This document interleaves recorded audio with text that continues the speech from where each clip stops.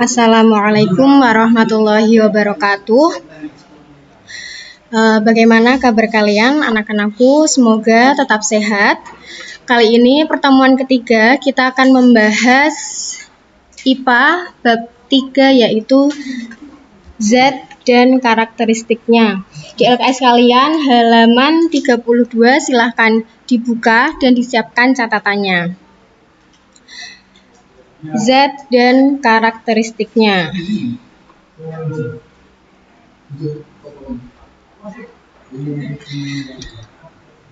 Nah, nanti Ibu akan menyampaikan materi pokok. Yang pertama ada zat padat, cair, dan gas. Kedua, unsur, senyawa, dan campuran. Ketiga, sifat fisika dan kimia. Kemudian ada perubahan fisika dan kimia. Yang pertama, kita harus tahu apa itu zat, yaitu materi merupakan segala sesuatu yang menempati ruang dan memiliki massa. Nah, di sekitar kita yang termasuk materi bisa ada besi, air, dan udara. Jadi, besi, air, dan udara ini menempati ruang dan memiliki massa, maka disebut materi. Nah, zat murni yang hanya tersusun dari satu jenis zat disebut dengan zat. Di sini, zat itu dibedakan berdasarkan keadaannya atau wujudnya, kemudian berdasarkan komposisinya. Nah, untuk sebelumnya, materi yang kita pelajari tadi itu dibedakan menjadi dua macam, yaitu dia memiliki sifat fisika dan sifat kimia. Sifat fisika adalah sifat yang dapat diukur dan diteliti tanpa mengubah komposisi atau susunan dari zat tersebut. Contohnya, wujudnya, warna bendanya, kemudian massa jenis, titik leleh, titik didih, dan sifat lainnya. Sedangkan untuk sifat kimia sendiri itu sifat suatu materi yang dapat diketahui jika materi tersebut bereaksi dengan materi lainnya. Contohnya bensin. Bensin ini mudah terbakar jika disulut dengan api, maka dia memiliki yang namanya sifat kimia. Kemudian ada lagi yaitu sifat mudah berkarat dan mudah meledak.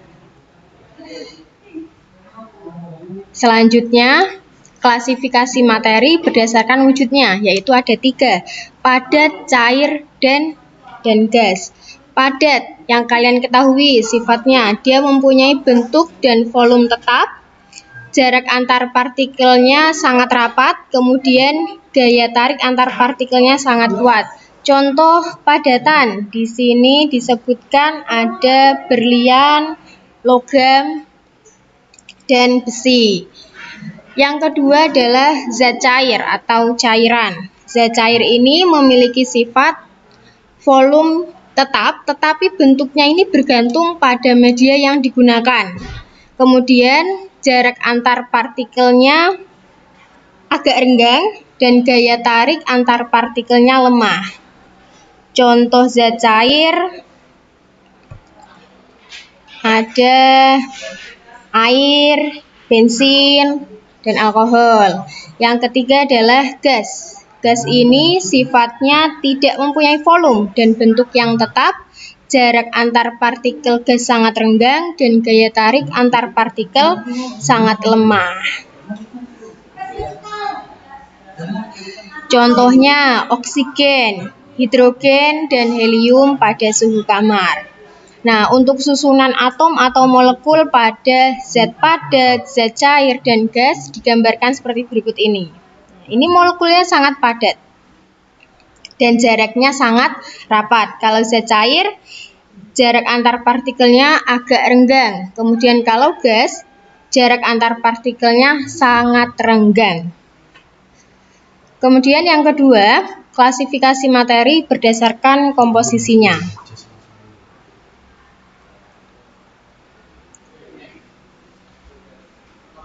Yang pertama adalah unsur. Unsur merupakan materi yang paling sederhana yang tidak dapat diuraikan lagi menjadi zat lain yang lebih sederhana melalui reaksi kimia biasa.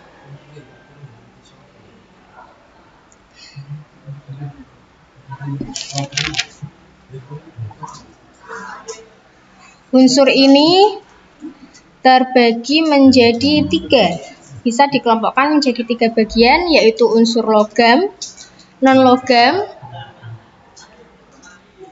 dan unsur semi-logam atau metaloid. Kita bahas yang pertama, yaitu unsur logam. Memiliki sifat berwarna putih mengkilap, mempunyai titik lebur rendah, dapat menghantarkan arus listrik, dapat ditempa, dan dapat menghantarkan kalor atau panas.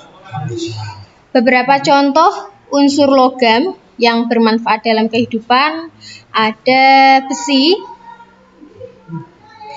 Besi atau Fe merupakan logam yang paling murah sebagai campuran dengan karbon, menghasilkan baja untuk konstruksi bangunan, mobil, dan rel kereta api. Yang kedua contohnya tembaga. Tembaga ini digunakan pada kabel listrik, perhiasan, dan uang logam. Yang ketiga seng. Seng ini biasanya digunakan sebagai atap rumah, perkakas rumah tangga, dan pelapis besi untuk mencegah karat. Yang keempat ada platina. Platina ini digunakan pada knalpot mobil, kontak listrik, dan dalam bidang kedokteran. Yang kelima emas. Emas ini digunakan sebagai perhiasan dan komponen listrik berkualitas tinggi. Selanjutnya yang kedua adalah unsur non-logam. Memiliki sifat tidak mengkilap, penghantar arus listrik yang buruk, dan tidak dapat ditempa.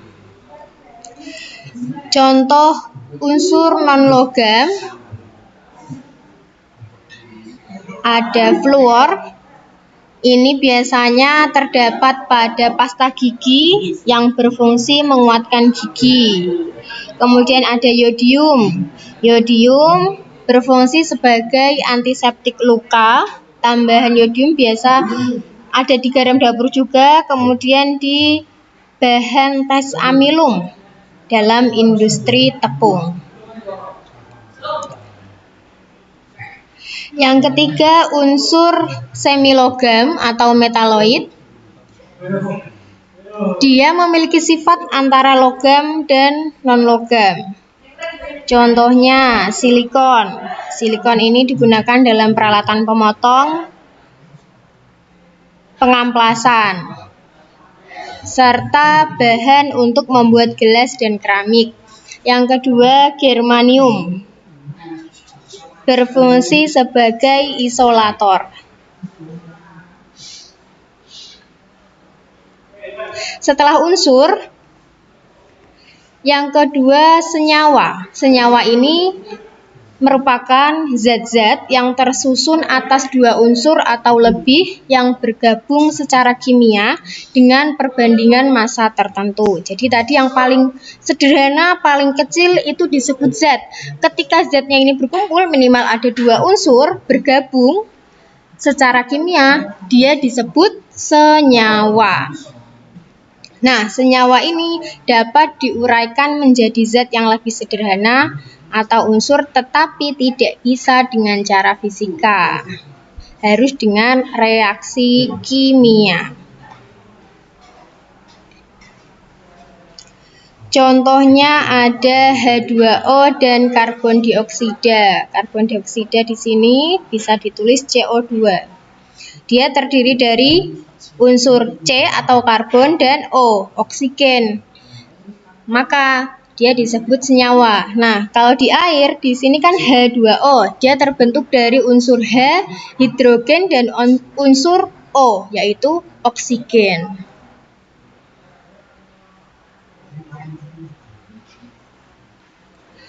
Yang ketiga ada campuran. Nah, campuran ini merupakan materi yang tersusun oleh 2 macam zat atau lebih yang tidak terikat secara kimia dan dapat dipisahkan kembali dengan cara fisika.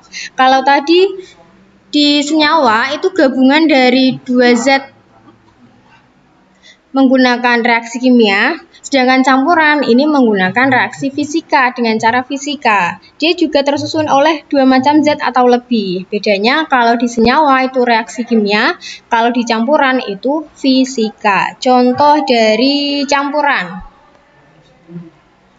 Di campuran ini ada dua dulu, campuran homogen dan campuran heterogen. Kalau homogen, setiap bagiannya sama, warna, rasa, serta perbandingan zat. Kalau heterogen, setiap bagiannya berbeda, baik warna, rasa, dan perbandingan zat-zat yang tercampur. Contohnya adalah campuran minyak dengan air dan campuran kopi dengan air.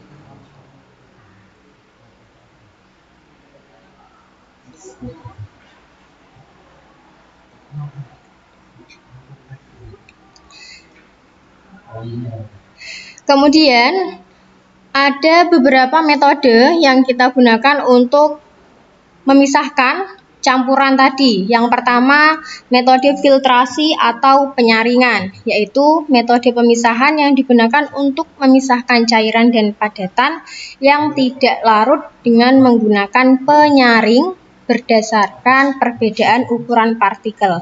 Penyaring contohnya adalah menyaring air yang bercampur pasir. Jadi nanti seperti ini gambarnya. Nah, teknik penyaringan atau filtrasi. Ini ada kertas saringnya. Nanti yang air akan turun di sini. Yang kedua adalah evaporasi. Evaporasi ini memisahkan zat padat yang terlarut dari larutannya dengan cara pemanasan. Contohnya memisahkan garam dari larutan garam dengan penguapan secara perlahan untuk menghasilkan kristal garam. Yang ketiga, destilasi, yaitu pemisahan campuran zat cair berdasarkan perbedaan titik didih. Jika larutan dipanaskan, komponen yang titik didihnya lebih rendah akan menguap terlebih dahulu. Contohnya, pemisahan alkohol dari air dan pemisahan komponen minyak bumi. Gambarnya bisa dilihat seperti berikut. Ini gambar alat destilasi. Jadi yang punya titik didih lebih rendah, dia akan menguap. Yang keempat, corong pisah, yaitu pemisahan campuran yang tidak saling melarutkan. Contoh pemisahan campuran air dan minyak. Yang kelima, kromatografi. Ini pemisahan campuran karena perbedaan kelarutan zat-zat dalam pelarut serta perbedaan penyerapan kertas terhadap zat yang akan dipisahkan. Contohnya pemisahan komponen-komponen tinta. Selanjutnya adalah sublimasi. Di sublimasi ini berdasarkan perubahan wujud zat. Zat padat yang menyublim dapat dipisahkan dengan campurannya dengan zat padat yang tidak menyublim menggunakan metode sublimasi. Contohnya campuran iodin dengan garam dipisahkan dengan pemanasan. Selanjutnya, berdasarkan daya hantar listriknya, larutan dapat dibagi menjadi dua, yaitu larutan elektrolit, ini diingat, dan larutan non-elektrolit. Kalau larutan elektrolit, itu larutan yang dapat menghantarkan listrik. Contoh, larutan garam dapur dalam air, larutan natrium hidroksida dalam air. Sedangkan larutan non-elektrolit adalah larutan yang tidak dapat menghantarkan arus listrik. Contohnya adalah larutan gula dan larutan alkohol.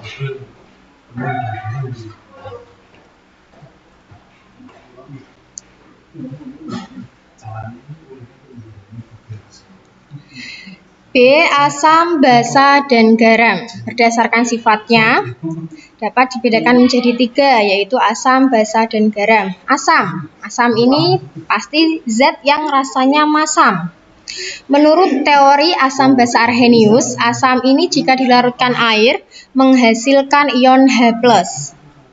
Kemudian memiliki pH atau derajat keasaman kurang dari 7. Contoh asam adalah asam klorida atau HCl, asam asetat, asam sulfat, dan asam nitrat. Ini salah satu contoh asam, yaitu lemon. Yang kedua, basa. Basa ini zat yang rasanya pahit.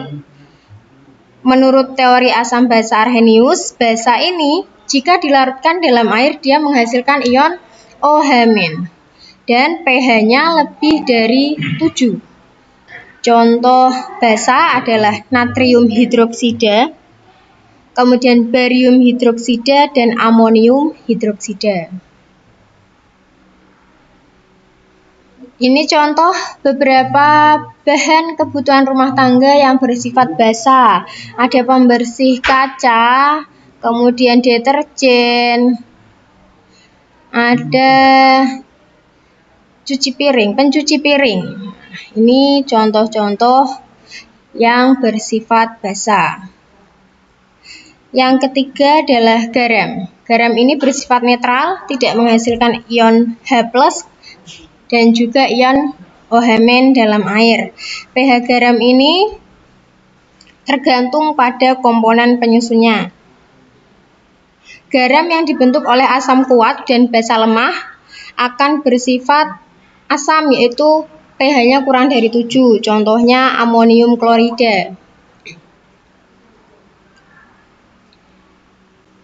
Kemudian bahan-bahan rumah tangga yang bersifat netral, contohnya ada air, garam dapur, larutan gula, dan minyak goreng.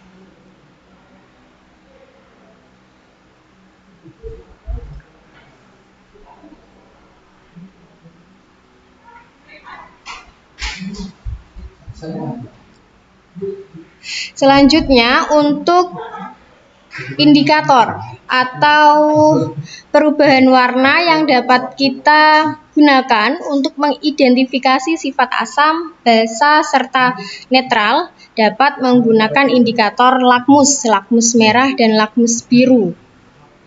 Bisa dilihat dalam tabel ini. Nah, kertas lakmus merah jika dia larutannya bersifat asam,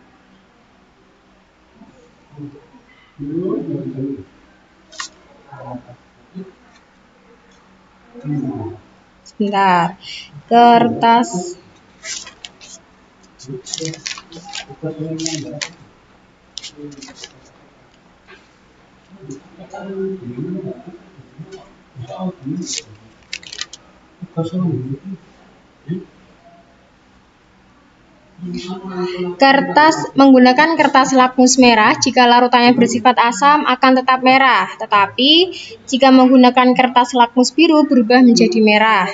Basa menggunakan kertas lakmus merah akan berubah menjadi biru, sedangkan yang kertas lakmus biru dia tetap warnanya biru.